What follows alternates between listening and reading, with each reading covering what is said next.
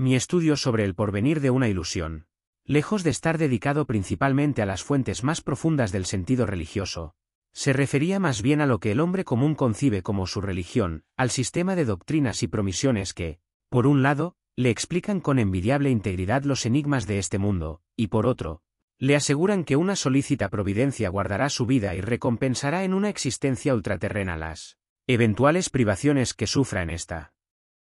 El hombre común no puede representarse esta providencia sino bajo la forma de un Padre grandiosamente exaltado, pues solo un Padre semejante sería capaz de comprender las necesidades de la criatura humana, conmoverse ante sus ruegos, ser aplacado por las manifestaciones de su arrepentimiento. Todo esto es a tal punto infantil, tan incongruente con la realidad, que el más mínimo sentido humanitario nos tornará dolorosa la idea de que la gran mayoría de los mortales jamás podría elevarse por semejante concepción de la vida. Más humillante aún es reconocer cuán numerosos son nuestros contemporáneos que, obligados a reconocer la posición insostenible de esta religión, intentan, no obstante, defenderla palmo a palmo en lastimosas acciones de retirada. Uno se siente tentado a formar en las filas de los creyentes para exhortar a no invocar en vano el nombre del Señor, a aquellos filósofos que creen poder salvar al Dios de la religión reemplazándolo por un principio impersonal, nebulosamente abstracto. Si algunas de las más excelsas mentes de tiempos pasados hicieron otro tanto, ello no constituye justificación suficiente, pues sabemos por qué se vieron obligados a hacerlo. Volvamos al hombre común y a su religión, la única que había de llevar este nombre. Al punto acuden a nuestra mente las conocidas palabras de uno de nuestros grandes poetas y sabios, que nos hablan de las relaciones que la religión guarda con el arte y la ciencia. Helas aquí.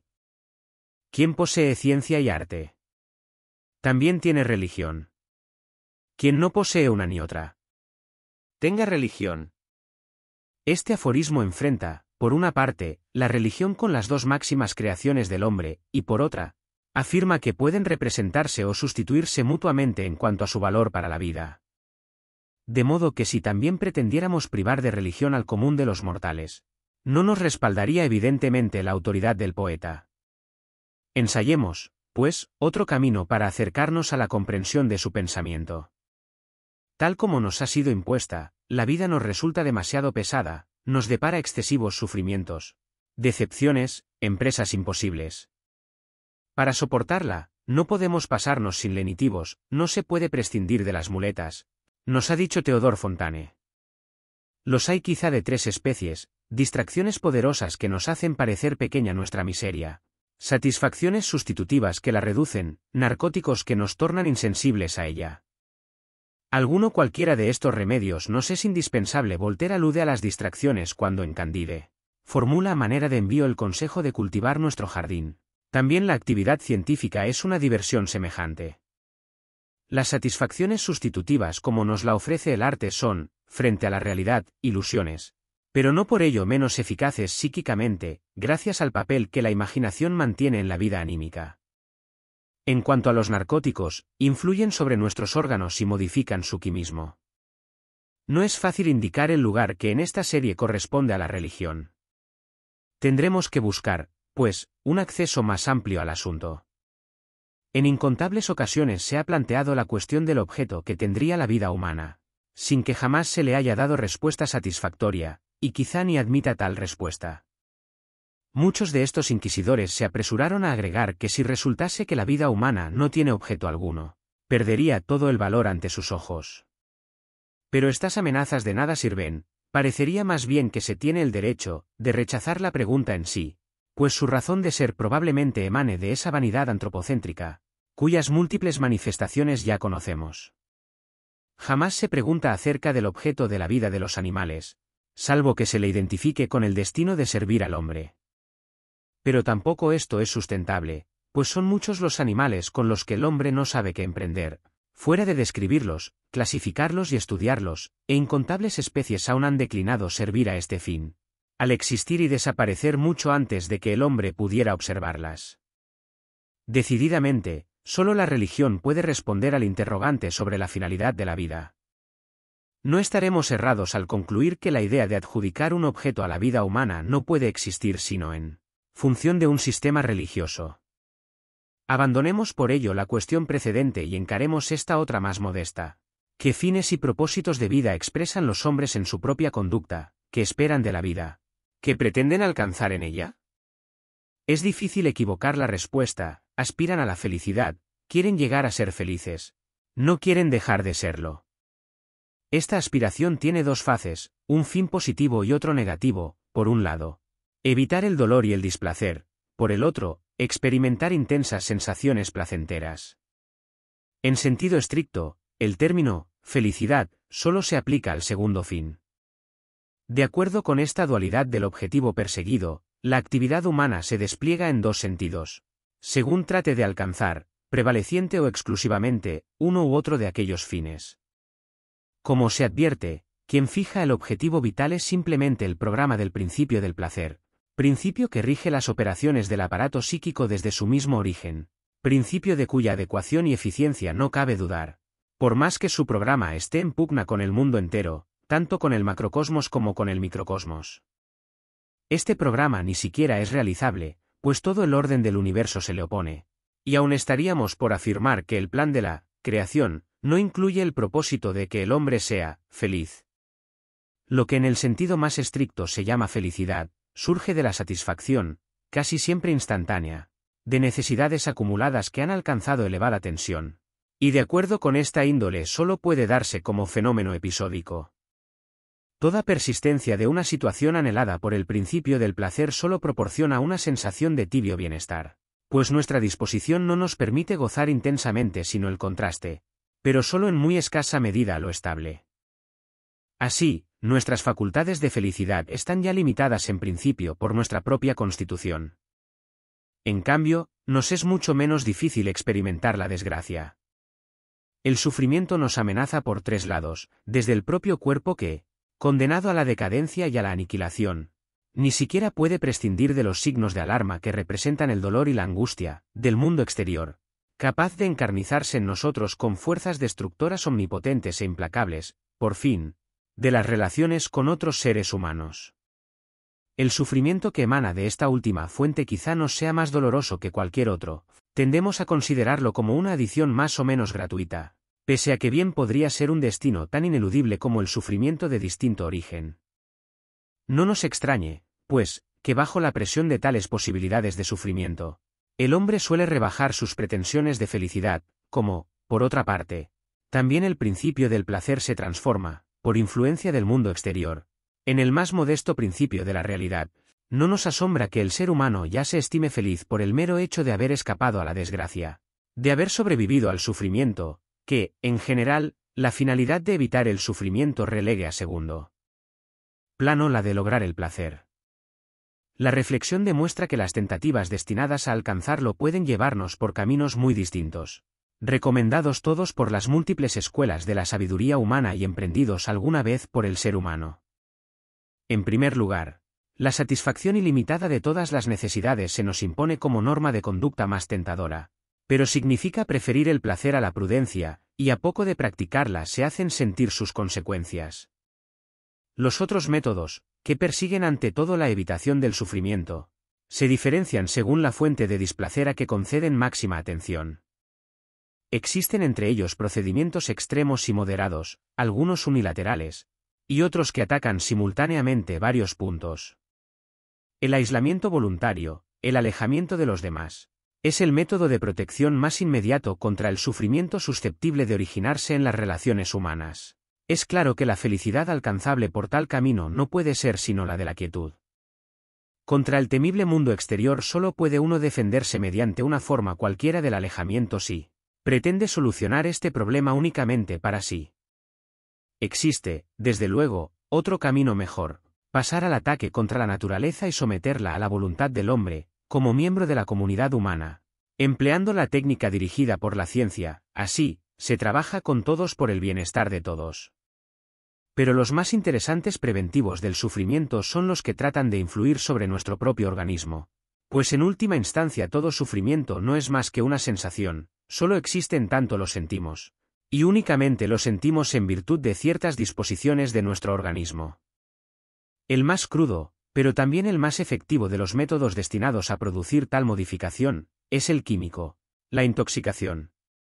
No creo que nadie haya comprendido su mecanismo, pero es evidente que existen ciertas sustancias extrañas al organismo cuya presencia en la sangre o en los tejidos nos proporciona directamente sensaciones placenteras, modificando además las condiciones de nuestra sensibilidad, de manera tal que nos impiden percibir estímulos desagradables. Ambos efectos no solo son simultáneos, sino que también parecen estar íntimamente vinculados. Pero en nuestro propio quimismo deben existir asimismo sustancias que cumplen un fin análogo, pues conocemos por lo menos un estado patológico, la manía, en el que se produce semejante conducta, similar a la embriaguez, sin incorporación de droga alguna. También en nuestra vida psíquica normal, la descarga del placer oscila entre la facilitación y la coartación y paralelamente disminuye o aumenta la receptividad para el displacer.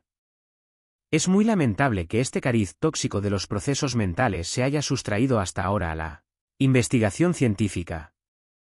Se atribuye tal carácter benéfico a la acción de los estupefacientes en la lucha por la felicidad y en la prevención de la miseria, que tanto los individuos como los pueblos les han reservado un lugar permanente en su economía libidinal. No solo se les debe el placer inmediato, sino también una muy anhelada medida de independencia frente al mundo exterior. Los hombres saben que con ese quitapenas siempre podrán escapar al peso de la realidad, refugiándose en un mundo propio que ofrezca mejores condiciones para su sensibilidad. También se sabe que es precisamente esta cualidad de los estupefacientes la que entraña su peligro y su nocividad. En ciertas circunstancias aún llevan la culpa de que se disipen estérilmente cuantiosas magnitudes de energía que podrían ser aplicadas para mejorar la suerte humana. Sin embargo, la complicada arquitectura de nuestro aparato psíquico también es accesible a toda una serie de otras influencias. La satisfacción de los instintos, precisamente porque implica tal felicidad, se convierte en causa de intenso sufrimiento cuando el mundo exterior nos priva de ella, negándonos la satisfacción de nuestras necesidades.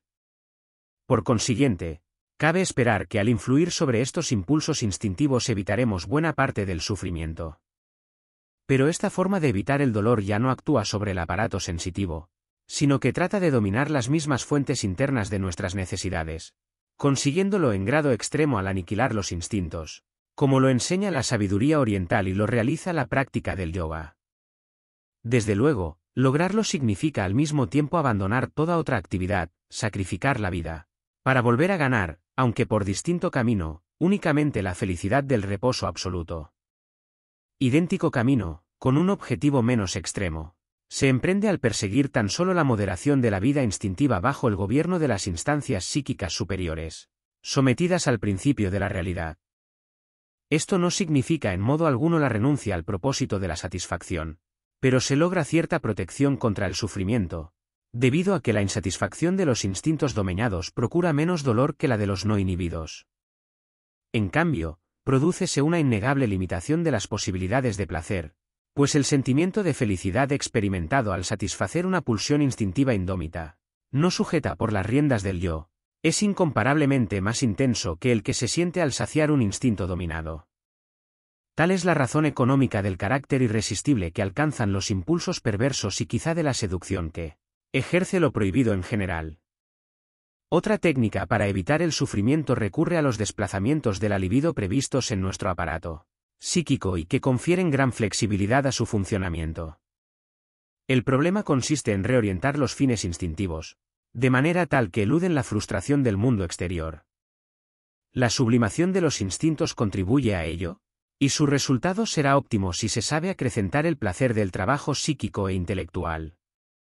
En tal caso el destino poco puede afectarnos. Las satisfacciones de esta clase, como la que el artista experimenta en la creación, en la encarnación de sus fantasías, la del investigador en la solución de sus problemas y en el descubrimiento de la verdad, son de una calidad especial que seguramente podremos caracterizar algún día en términos metapsicológicos. Por ahora hemos de limitarnos a decir, metafóricamente, que nos parecen más nobles y más elevadas, pero su intensidad, comparada con la satisfacción de los impulsos instintivos groseros y primarios, es muy atenuada y de ningún modo llega a conmovernos físicamente. Pero el punto débil de este método reside en que su aplicabilidad no es general, en que solo es accesible a pocos seres, pues presupone disposiciones y aptitudes peculiares que no son precisamente habituales, por lo menos en medida suficiente. Y aun a estos escasos individuos no puede ofrecerles una protección completa contra el sufrimiento. No los reviste con una coraza impenetrable a las flechas del destino y suele fracasar cuando el propio cuerpo se convierte en fuente de dolor. La tendencia a independizarse del mundo exterior, buscando las satisfacciones en los procesos internos, psíquicos, manifestada ya en el procedimiento descrito, se denota con intensidad aún mayor en el que sigue. Aquí, el vínculo con la realidad se relaja todavía más. La satisfacción se obtiene en ilusiones que son reconocidas como tales, sin que su discrepancia con el mundo real impida gozarlas. El terreno del que proceden estas ilusiones es el de la imaginación, terreno que otrora, al desarrollarse el sentido de la realidad, fue sustraído expresamente a las exigencias del juicio de realidad, reservándolo para la satisfacción de deseos difícilmente efectuables. A la cabeza de estas satisfacciones imaginativas se encuentra el goce de la obra de arte, accesible aún al carente de dotes creadoras, gracias a la mediación del artista. Quien sea sensible a la influencia del arte no podrá estimarla en demasía como fuente de placer y como consuelo para las congojas de la vida. Más la ligera narcosis en que nos sumerge el arte solo proporciona un refugio fugaz ante los azares de la existencia y carece de poderío suficiente como para hacernos olvidar la miseria real. Más enérgica y radical es la acción de otro procedimiento, el que ve en la realidad al único enemigo, fuente de todo sufrimiento, que nos toma intolerable la existencia y con quien, por consiguiente, es preciso romper toda relación si se pretende ser feliz en algún sentido. El ermitaño vuelve la espalda a este mundo y nada quiere tener que hacer con él. Pero también se puede ir más lejos, empeñándose en transformarlo, construyendo en su lugar un nuevo mundo en el cual queden eliminados los rasgos más intolerables, sustituidos por otros adecuados a los propios deseos. Quien en desesperada rebeldía adopte este camino hacia la felicidad, generalmente no llegará muy lejos, pues la realidad es la más fuerte. Se convertirá en un loco a quien pocos ayudarán en la realización de sus delirios. Sin embargo, se pretende que todos nos conducimos, en uno u otro punto, igual que el paranoico, enmendando algún cariz intolerable del mundo mediante una creación desiderativa e incluyendo esta quimera en la realidad. Particular importancia adquiere el caso en que numerosos individuos emprenden juntos la tentativa de procurarse un seguro de felicidad y una protección contra el dolor por medio de una transformación delirante de la realidad. También las religiones de la humanidad deben ser consideradas como semejantes delirios colectivos. Desde luego, ninguno de los que comparten el delirio puede reconocerlo jamás como tal. No creo que sea completa esa enumeración de los métodos con que el hombre se esfuerza por conquistar la felicidad y alejar el sufrimiento. También sé que el mismo material se presta a otras clasificaciones. Existe un método que todavía no he mencionado, no porque lo haya olvidado, sino porque aún ha de ocuparnos en otro respecto. ¿Cómo podríase olvidar precisamente esta técnica del arte de vivir? Se distingue por la más curiosa combinación de rasgos característicos. Naturalmente, también ella persigue la independencia del destino, tal es la expresión que cabe aquí, y con esta intención traslada la satisfacción a los procesos psíquicos internos, utilizando al efecto la ya mencionada desplazabilidad de la libido, pero sin apartarse por ello del mundo exterior, aferrándose por el contrario a sus objetos y hallando la felicidad en la vinculación afectiva con estos. Por otra parte, al hacerlo no se conforma con la resignante y fatigada finalidad de eludir el sufrimiento, sino que la deja a un lado sin prestarle atención, para concentrarse en el anhelo primordial y apasionado del cumplimiento positivo de la felicidad. Quizás se acerque mucho más a esta meta que cualquiera de los métodos anteriores. Naturalmente, me refiero a aquella orientación de la vida que hace del amor el centro de todas las cosas, que deriva toda satisfacción del amar y ser amado. Semejante actitud psíquica nos es familiar a todos. Una de las formas en que el amor se manifiesta, el amor sexual, nos proporciona la experiencia placentera más poderosa y subyugante, estableciendo así el prototipo de nuestras aspiraciones de felicidad. Nada más natural que sigamos buscándola por el mismo camino que nos permitió encontrarla por vez primera. El punto débil de esta técnica de vida es demasiado evidente, y si no fuera así, a nadie se le habría ocurrido abandonar por otro tal camino hacia la felicidad. En efecto, jamás nos hallamos tan a merced del sufrimiento como cuando amamos. Jamás somos tan desamparadamente infelices como cuando hemos perdido el objeto amado a su amor. Pero no queda agotada con esto la técnica de vida que se funda sobre la aptitud del amor para procurar felicidad. Aún queda mucho por decir al respecto. Cabe agregar aquí el caso interesante de que la felicidad de la vida se busque ante todo en el goce de la belleza, dondequiera sea accesible a nuestros sentidos y a nuestro juicio, ya se trate de la belleza en las formas y los gestos humanos, en los objetos de la naturaleza, los paisajes, o en las creaciones artísticas y aún científicas. Esta orientación estética de la finalidad vital nos protege escasamente contra los sufrimientos inminentes, pero puede indemnizarnos por muchos pesares sufridos. El goce de la belleza posee un particular carácter emocional, ligeramente embriagador. La belleza no tiene utilidad evidente ni es manifiesta su necesidad cultural, y, sin embargo, la cultura no podría prescindir de ella.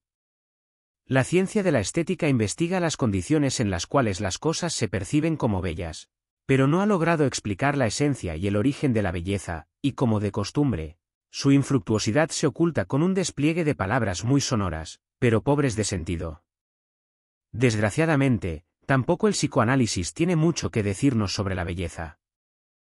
Lo único seguro parece ser su derivación del terreno de las sensaciones sexuales, representando un modelo ejemplar de una tendencia coartada en su fin. Primitivamente, la belleza y el encanto son atributos del objeto sexual. Es notable que los órganos genitales mismos casi nunca sean considerados como bellos, pese al invariable efecto excitante de su contemplación. En cambio, dicha propiedad parece ser inherente a ciertos caracteres sexuales secundarios. A pesar de su condición fragmentaria, me atrevo a cerrar nuestro estudio con algunas conclusiones. El designio de ser felices que nos impone el principio del placer es irrealizable, mas no por ello se debe, ni se puede, abandonar los esfuerzos por acercarse de cualquier modo a su realización. Al efecto podemos adoptar muy distintos caminos, anteponiendo ya el aspecto positivo de dicho fin, la obtención del placer, y a su aspecto negativo, la evitación del dolor. Pero ninguno de estos recursos nos permitirá alcanzar cuanto anhelamos. La felicidad, considerada en el sentido limitado, cuya realización parece posible, es meramente un problema de la economía libidinal de cada individuo. Ninguna regla al respecto vale para todos, cada uno debe buscar por sí mismo la manera en que pueda ser feliz.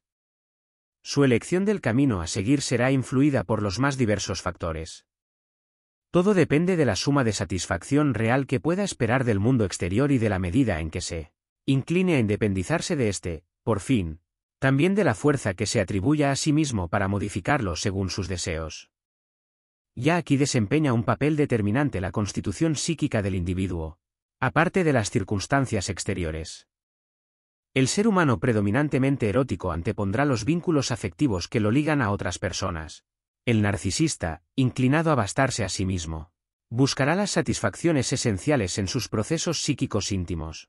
El hombre de acción nunca abandonará un mundo exterior en el que pueda medir sus fuerzas. En el segundo de estos tipos, la orientación de los intereses será determinada por la índole de su vocación y por la medida de las sublimaciones instintuales que estén a su alcance. Cualquier decisión extrema en la elección se hará sentir, exponiendo al individuo a los peligros que involucra la posible insuficiencia de toda técnica vital elegida, con exclusión de las restantes.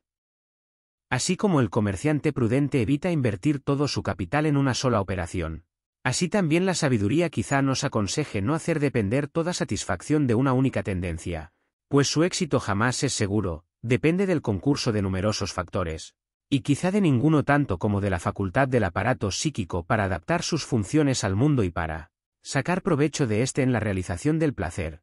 Quien llegue al mundo con una constitución instintual particularmente desfavorable, difícilmente hallará la felicidad en su situación ambiental, ante todo cuando se encuentre frente a tareas difíciles, a menos que haya efectuado la profunda transformación y reestructuración de sus componentes libidinales, imprescindible para todo rendimiento futuro. La última técnica de vida que le queda y que le ofrece por lo menos satisfacciones sustitutivas es la fuga a la neurosis, recurso al cual generalmente apela ya en años juveniles. Quien vea fracasar en edad madura sus esfuerzos por alcanzar la felicidad, aún hallará consuelo en el placer de la intoxicación crónica, O bien emprenderá esa desesperada tentativa de rebelión que es la psicosis. La religión viene a perturbar este libre juego de elección y adaptación, al imponer a todos por igual su camino único para alcanzar la felicidad y evitar el sufrimiento. Su técnica consiste en reducir el valor de la vida y en deformar delirantemente la imagen del mundo real, medidas que tienen por condición previa la intimidación de la inteligencia. A este precio, imponiendo por la fuerza al hombre la fijación a un infantilismo psíquico y haciéndolo participar en un delirio colectivo, la religión logra evitar a muchos seres la caída en la neurosis individual. Pero no alcanza nada más. Como ya sabemos, hay muchos caminos que pueden llevar a la felicidad, en la medida en que es accesible al hombre, mas ninguno que permita alcanzarla con seguridad. Tampoco la religión puede cumplir sus promesas, pues el creyente, obligado a invocar en última instancia los inescrutables designios de Dios, confiesa con ello que en el sufrimiento solo le queda la sumisión incondicional como último consuelo y fuente de goce. Y si desde el principio ya estaba dispuesto a aceptarla, bien podría haberse ahorrado todo ese largo rodeo.